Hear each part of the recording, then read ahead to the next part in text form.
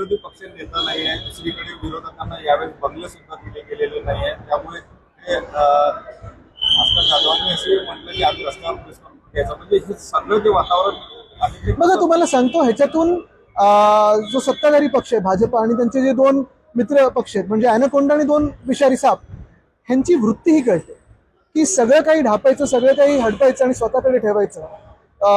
को एक्झिस्टन्स हा त्यांच्यामध्ये प्रकारच नाहीये. आणि आम्ही कशासाठी भांडतोय? आम्ही पदांसाठी भांडतच नाही होत.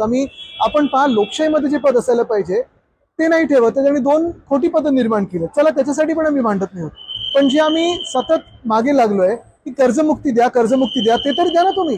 एवढं सगळं तुमच्याकडे आहे ना, कर्जमुक्ती तर द्या शेतकऱ्याला. विरोधी पक्ष दिशाहीन झाला असं राज्यात चांगलं असं त्यांना जर वाटत असेल तर आनंद आहे. त्यांना आता उद्या परवाकडे एका आठवड्याचं अधिवेशनात दिसेल. साहेब कामकाजात सहभागी होतील का काही? 100% होणार आहे. उद्धवजींनाच सीएमनी म्हटलं आहे की उद्धवजी धरून म्हणजे उद्देशून म्हटलं. अच्छा, म्हणजे धरून नाही ठेवलं ना? नाही नाही, अशा पण बातम्या खूप होत्या. इंडिगोच्या विमानाने ते फिरत नाही, त्यामुळे ते समजून मला वाटतं सीएम साहेब स्वतः 2 प्रायव्हेट चार्टर करून आलेले आहेत, बॅक फोर्थ झालेले आहेत. ह्या सगळ्या गोष्टींमध्ये मला वाटतं त्यांनी जाऊ नाही. काढायला गेलं तर खूप काही निघू शकतं.